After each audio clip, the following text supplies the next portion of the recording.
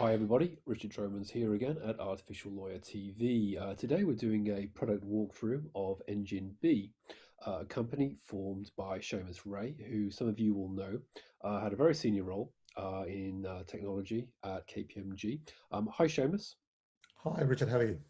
Very good. Let's just before we get into Engine B and what it can do, which to be honest, I'm not even going to try and explain it. I think it's much easier if Seamus does. He will do a much better job. First of all, Seamus, just tell us briefly what did you do at KPMG? So when I was at KPMG, Richard, I looked after our artificial intelligence strategy globally, and I also looked after how do we digitize the 300 services in KPMG to make the most of artificial intelligence and new technology, which was emerging across audit, tax, and legal. Gotcha. And you left around August last year, and you've created this new company, which, like I said, I'm going to let you explain. But personally, I found it fascinating. And Seamus, if you'd like to share your screen, and if you could just briefly explain to the viewers what it is and how it works.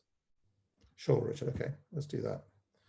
Okay, so let's just start with Engine B is actually a cross-industry project which was formed into a company, and it's backed by 13 audit firms, half a dozen law firms, some legal techs, Microsoft, the ICAW, et cetera, et cetera. And what we're trying to do is we're saying if we want to try and digitize professional services, whether it's legal, tax, or accounting, audit, we need access to client data because without access to client data, we can't digitize.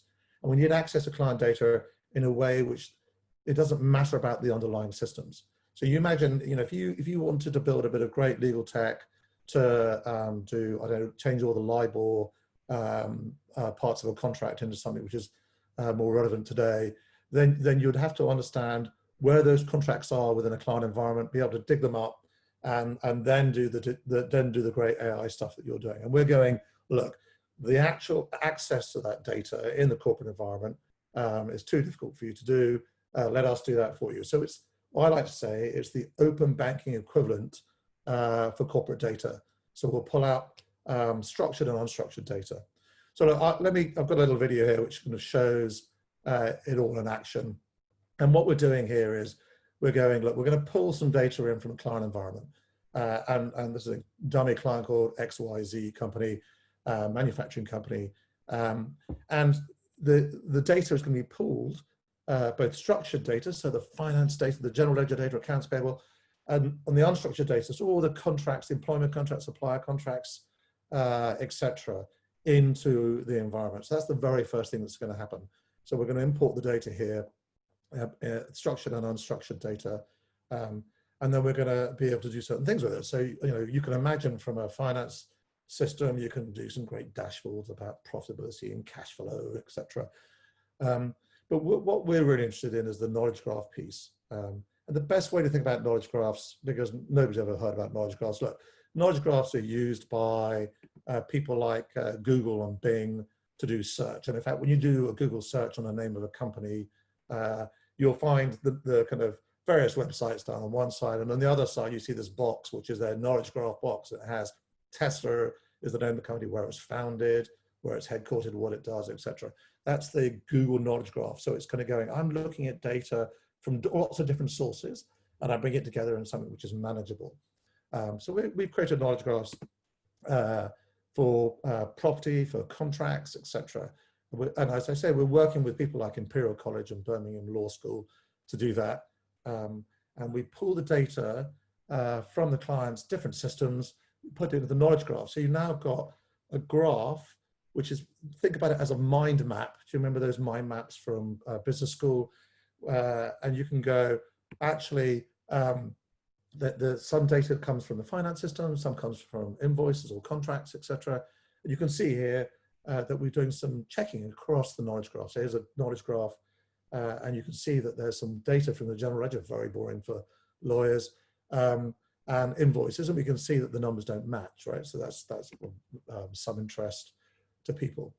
But look, you're going to be more interested in thinking about how you can look across the client's corporate data and find the right things to do legal tech pieces. And this could be for a law firm, or it could be for a legal tech startup. And so we need to do some data mining. So the video will go on to pulling data mining out, and we'll look at a knowledge graph for property. And so we'll just go and click on the data mining. And we're going to show you the Grenfell example. So Grenfell had a supplier called Arconic who did the cladding. And I'm not making any statement about liability here, but we do want to know, are there any properties in this client which are using Arconic as a supplier? And there you have, immediately it comes up and goes, look, actually there is Arconic, and they did 2 installations in this organization. And interestingly, from a COVID point of view, we can even see who did the installations, because we see that looking across the contracts and the invoices. And then finally we can go, well, where are those properties? So we can go, actually, where are the properties? And actually we can even look at the contract and the invoice to go, what were the services which were provided by that installation? So you can see down at the bottom left that there was installation done, it was in Leeds, and there was the components which were installed.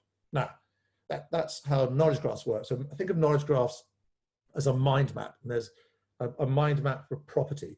And from property, so the property is owned by a nuclear on the bubble. It's owned by, I don't know, a company, and it's leased to, your client, for example. And you can create a mind map of who's maintaining the property, who's keeping it clean, et cetera. And by doing that, we have all that data pulled together from different sources, unstructured and structured, in one place.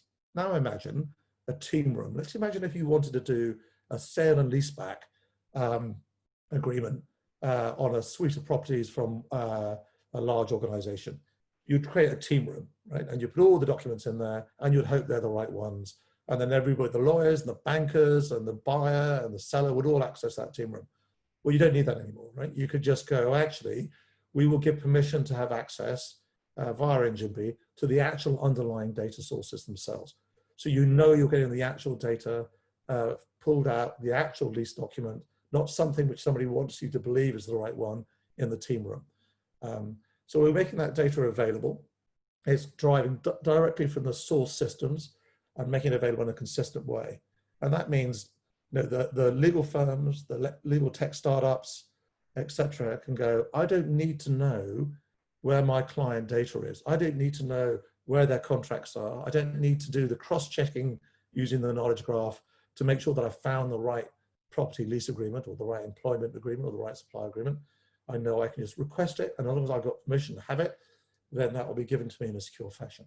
So that's really what it's doing. And we therefore have to build common data models, which we open source, which mean that there's a consistency of the data models, and we build knowledge graphs around certain things like properties and supply chain and audit, etc. And everything we do is done in a collaborative way with the firms, with the legal tech startups, with academics, with Microsoft, and with associations. So that's what we're doing, Richard. And the knowledge graphs are built, and they're going to start being installed into client environments at the beginning of next year. Awesome, interesting. Well, let's just dig into this briefly with a couple of questions. So, the technology behind this. I mean, are you using some type of NLP technology to scrape corporate documents to produce these results? I mean, how is that working? Yeah, so it's quite interesting because obviously there are lots of NLP systems you can go out and use. So we're working with Microsoft on the NLP system. But our system is built so that actually, if somebody produces a better contract scraper than us, then great. But the way we're doing it actually is we're using Birmingham Law School to help us define the various elements of a contract. We're then working with Imperial around how will we pick up those themes, those elements of contract, those themes in the paragraphs of the contract. So it's not a standard NLP piece. And then we're working with Microsoft, and they've got a system called LewisD, which will be made available publicly soon, which pulls that data out.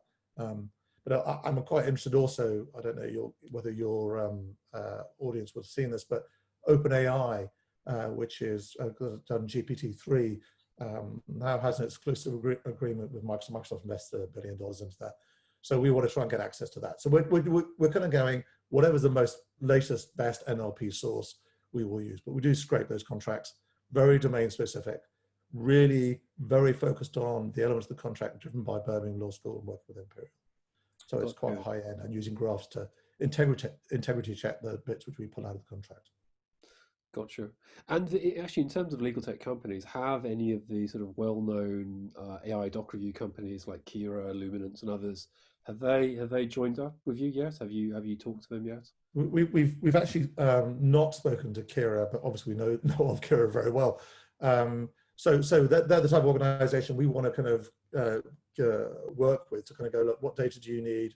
And actually, do you want to replace the NLP engine which we've got with yours? I mean, that's completely fine, right? So everything we build is modular. Most of it is open source, not all of it, because some of the knowledge graph stuff is quite complex, but most of it's open source, most of it's modular.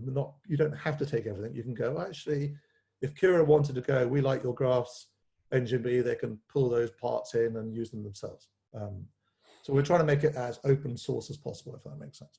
Yeah, no, makes sense. And on the GPT-3 point, which Artificial Lawyer has written about a few times now, how does that come into this? Because I mean, obviously, one of the key aspects of GPT-3 is language generation, Yeah. as opposed to just pure search or enterprise search. How will that play a role, or could play a role here? Well, yeah, exactly. I think, GPT-3 is brilliant, isn't it? And I mean, it's not perfect, but it's brilliant. It has two elements. It does the understanding. So standard NLP, and I hate to be kind of, telling people to things they already know, but standard NLP works on word vectors. So they've seen the word many times before, and they've built up an understanding of that word relative to the context. And the famous one is a word vector for king minus the word vector for male plus the word vector for female is very similar to the word vector for queen, right? Not princess. So it starts to understand from the context what's going on. GPT-3 starts to look at the whole kind of sentence, the thought and meaning behind it. So it's often referred to as the thought vector. So it's the next level of NLP, which you don't easily get from any other kind of NLP at the moment. And then people are progressing towards thought vectors. The work Professor Hinton's doing at Google and Google Brain is doing exactly that as well. So NLP is moving towards thought vectors rather than word vectors, which means that it's easier to find the relevant paragraph which has the meaning that you're searching for, if that makes sense. So we're very interested in GPT-3. We're not using it yet, but because we're working with Microsoft, we hope to be able to get access to that through their exclusive agreement. Gotcha. And the very last question, and it's something you just covered, which is the cross-referencing aspect. And I think people may have been a bit overwhelmed by all that information, but let's just get back to a key point. That to me seems very powerful, because people are very used to having a document stack of similar types of contracts. They're going through that. But in one example you gave to me earlier was being able to check if something is actually happening, not just by looking at contractual clauses or contractual statements, but by then cross-referencing it against open banking data. So you can actually see, yes, that payment did happen. This contract is active. That's right, exactly. So the graph, if you take the property example, right, you're going to go all the way down from the main property. It's going to have a lease agreement, and actually, when we go around looking for lease agreements in client environments, you always find dozens, right? And you're trying to work out which one's the most recent version. And you can do some of that by looking at the knowledge graphs in Office, right? So there's Office have knowledge graphs built in, so you can see which one is being emailed around the most, etc. But we can also go, well, which one is actually got the right rental agreement relative to the general ledger, so the payments which are on record in the finance system, and also in the open banking system. So you could go to, actually, let's look at their open banking and see what payment was actually made, and does that reconcile with that contract? So we can improve the probability of truth that that is the right lease contract, which we found.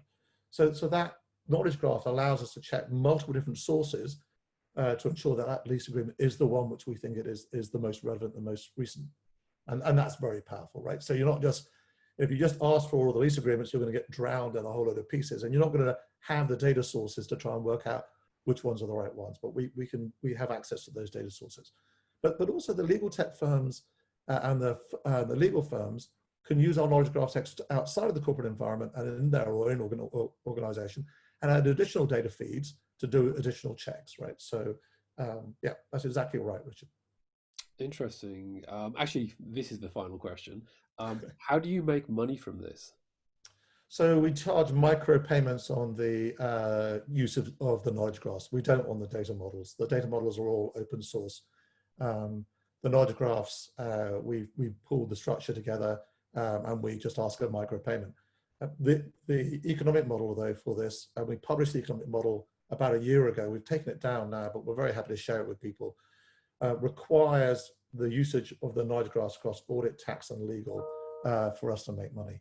It's also worth saying that by creating knowledge graphs which work for audit, tax, and legal, you actually create a richer knowledge graph because the ability for the legal tech companies to leverage some of the thinking in audit to ratify the contract becomes very relevant, and vice versa as well. So there's some richness which works across the piece. Awesome, awesome. And I think also, and perhaps this is a discussion for another day, I think we're also sort of pushing open the gate a little bit towards greater standardization, and perhaps the root data is the base of that. But I think standardization across the legal market is Indeed, desperately, yeah. yeah, But data is the core of that, right? If there's no interportability, if the systems can't exchange data, both clients and with each other, then we're never going to get anywhere. So I think common data models are important. No, absolutely. Yeah, I mean, it's true. I mean, the law firms, perhaps some of them do. I doubt it, but perhaps some of them do want to share data. But of course, how do they do that in a meaningful way if they don't have a shared system? Another thing I want to talk about, but I won't today. Awesome. Well, look, thanks, Shamus. Really fascinating. Thank you very much, and look forward to hearing how it all goes. Thank you. Brilliant. Thank you, Richard.